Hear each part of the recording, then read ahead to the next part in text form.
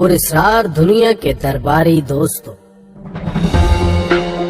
आपको शायद हरफ दरबारी सुनकर हैरत हो कि हमने अपने मुअज़्ज़िज़ दोस्तों को इस खिताब से क्यों नवाजा। इसकी वजह दरअसल ये है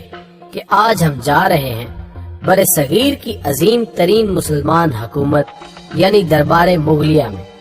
और ये आदाब शाही का तकाजा है कि वहाँ दरबारी की हैसियत से कदम रखा जाए।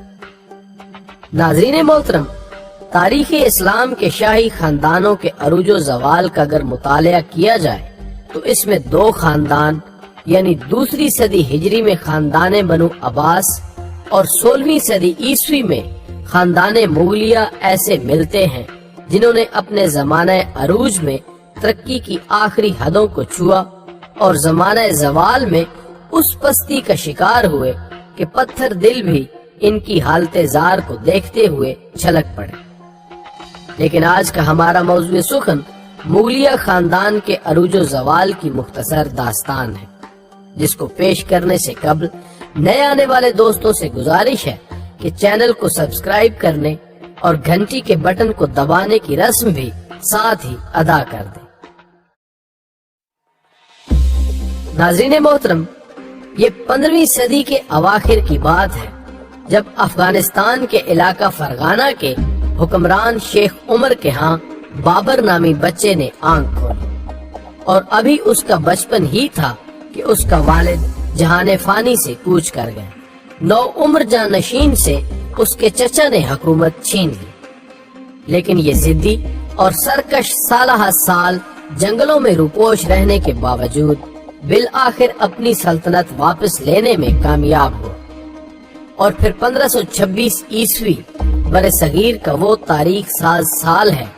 जब उसी ज़हीरुद्दीन बाबर ने पानीपत के मैदान में आखिरी लोधी हुक्मरान इब्राहिम लोधी को शिकस्त देकर हिंदुस्तान में मुगलिया सल्तनत की बुनियाद रखी। ये वही शख्स है जब एक दफा दौरान जंग उसे शिकस्त सामने नजर आ रही थी तो उसने अल्लाह के हजूर सर्वसजूद होते हुए फतेह की दुआ के साथ शराब नोशी तर्क करने का वादा भी किया, और कुदरते खुदाबंदी से जब वो शिकस्त फतेह में तब्दील हुई तो बाबर, जिसके साथ लातादाद शराब के मटके थे, ने उनको तोड़ने का हुक्म दिया और फिर आखिरी सांस तक शराब को हाथ न लगाया। बाबर, जो जिस्मानी तौर पर इस कदर तवाना था कि अपनी बगलों में 2 आदमी उठाकर किले की दीवार पर दौड़ लगाया करता था, ने सल्तनत मुगलिया को चार जानिब से महफूज करने के बाद जब मौत की नींद कबूल की तो उसका बेटा हुमायूं तख्त नशीन हुआ। हुमायूं, जो कि माहिर इल्मे नजूम और चर्स का शौकीन था, उसको कायम न रख सका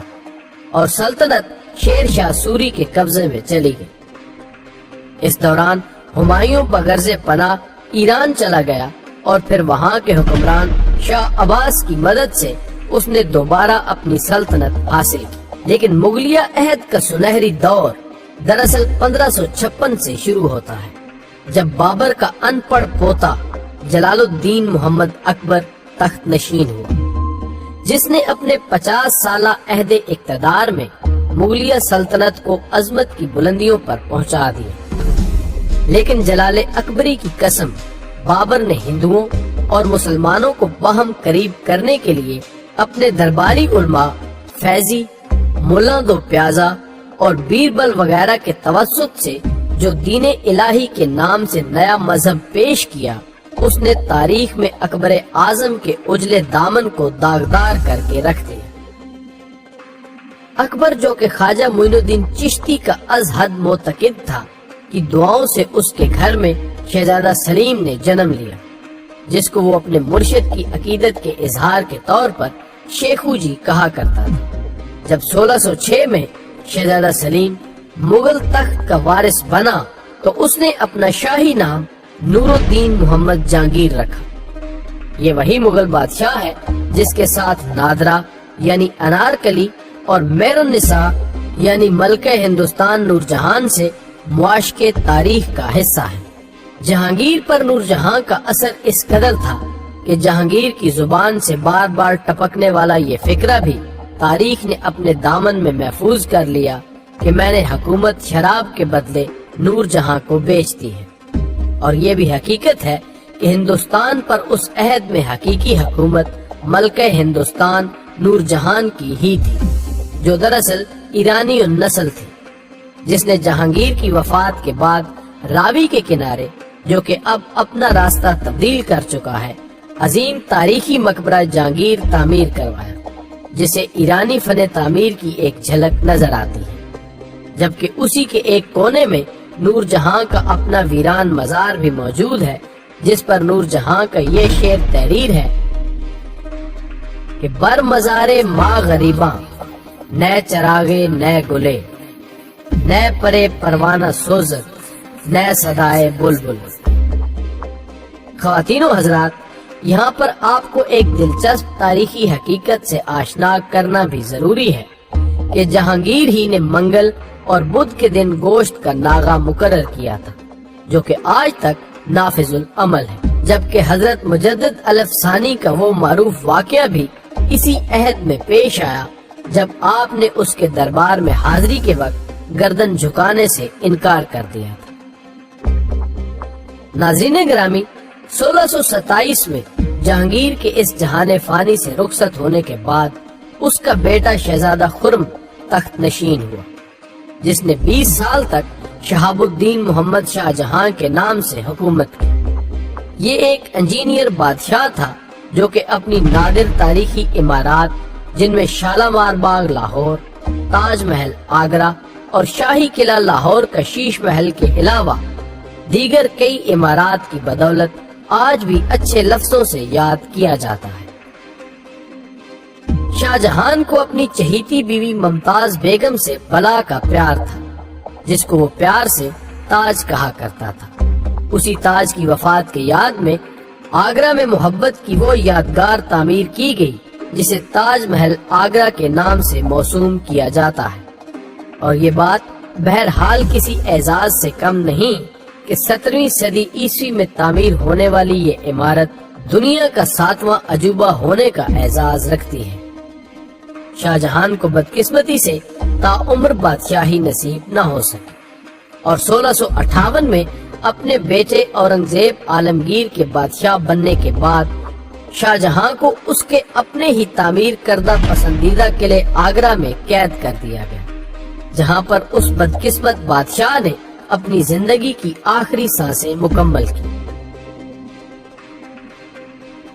اور اب وہ دور جو کہ عہد مغلیہ کا سنہری ترین دور ہونے کے ساتھ ساتھ مغلیہ سلطنت کے زوال کا نقطہ آغاز بھی ہے، جب 31 جولائی 1658 کو اورنگزیب عالمگیر نے عنان حکومت سنبھالی۔ یہ اگرچہ شورشوں کا زمانہ تھا جب مرہٹے پنجاب سے بنگال تک مختلف علاقوں پر قابض ہو چکے تھے، اور نواب آف بنگال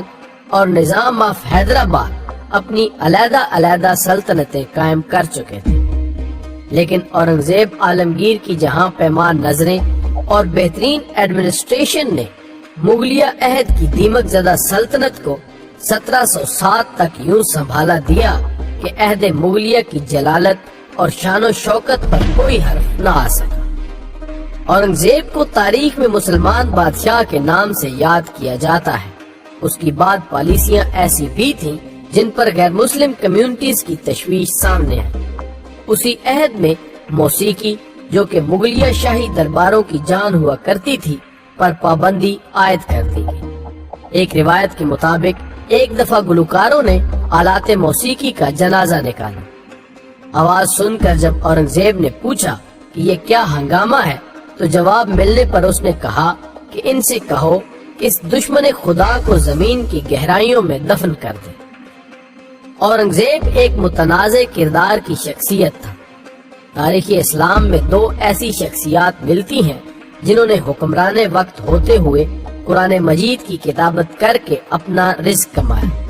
ان میں ایک سلطان ناصر الدین، جبکہ دوسرا نام اورنگزیب عالمگیر کا ہے، جو اس کے علاوہ ٹوپیاں سی کر بھی روزی کمایا کرتا تھا۔ جی ہاں ناظرین، یہ اسی شہنشاہ ہندوستان کی بات ہے جس کی سلطنت کی سالانہ آمدن 90 अरब अमरीकी डॉलर्स के बराबर थी। एक अंग्रेज मुअर्रिख तंजन लिखता है कि औरंगजेब यकीनन एक अच्छा और मुत्तकी हुक्मरान होता अगर उसे कैद करने के लिए अपना बाप, कत्ल करने के लिए अपने भाई और जुल्म करने के लिए मजलूम हिंदू रियाया न मिलती। नाज़रीन मोहतरम, जैसा कि हम अर्ज कर चुके हैं कि मुगलिया सल्तनत के जवाल का सफर उस वक्त शुरू हो चुका था जब औरंगजेब ने अनाने इक़्तिदार संभाली थी। लेकिन 1707 औरंगजेब की वफात के बाद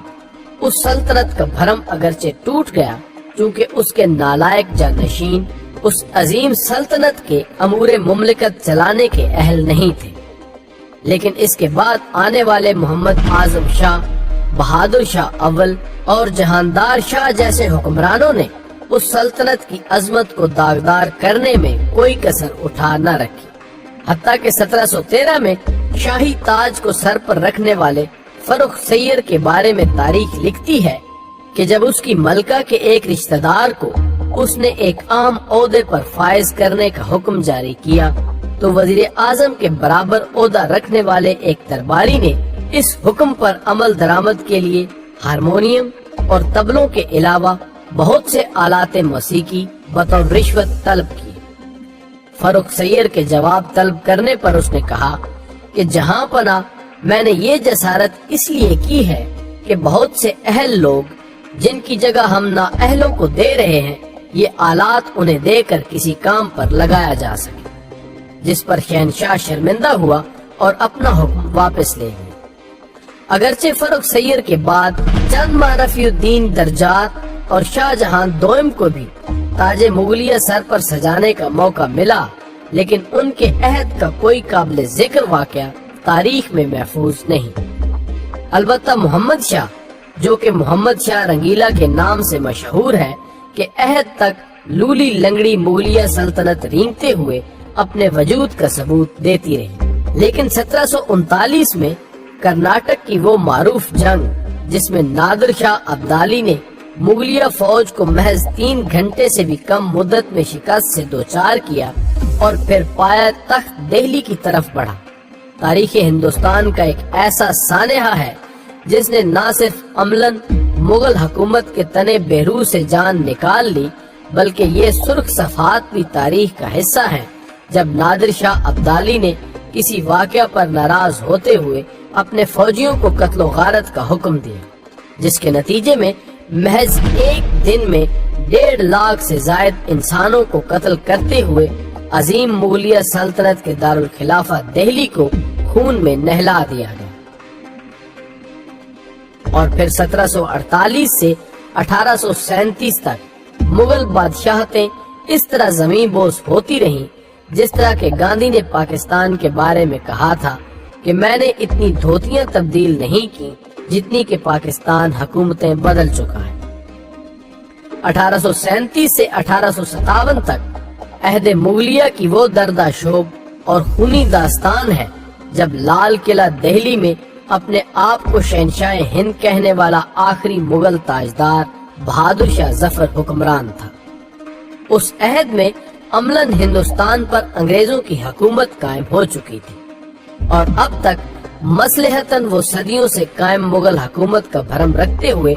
बहादुर शाह जफर को बादशाह तस्लीम कर रहे थे। लेकिन उस अहद में अंग्रेजों ने वाज़े तौर पर कह दिया था कि बहादुर शाह जफर की वफात के बाद उसकी औलाद को लाल किला खाली करना होगा।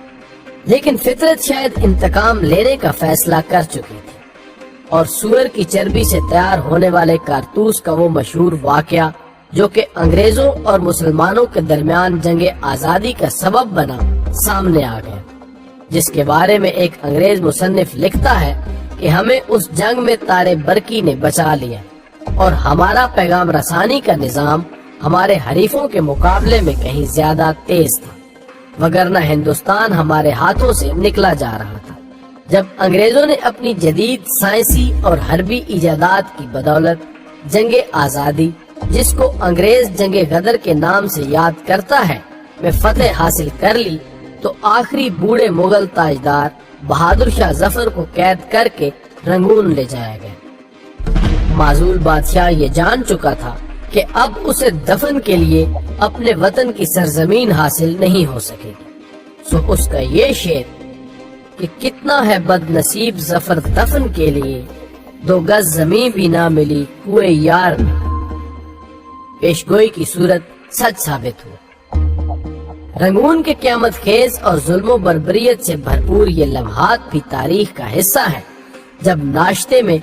معزول بادشاہ کو اس کے نوجوان بیٹوں اور پوتوں کے سر پیش کیے گئے۔ بہادر شاہ پر مقدمہ چلایا گیا جو کہ اپنی 19 سماعتوں کے ساتھ 41 دن تک جاری رہا اور بالآخر مجرم ٹھہراتے ہوئے اسے قید کر دیا گیا، جو کہ 87 سال کی عمر میں 1862 میں دوران قید ہی انتہائی بے بسی اور قسم پرسی کے عالم میں اس جہان فانی سے کوچ کر گیا۔ بہادر شاہ ظفر کی 4 بیویوں میں سے 20 بیٹے اور 32 بیٹیاں تھیں۔ ناظرین محترم،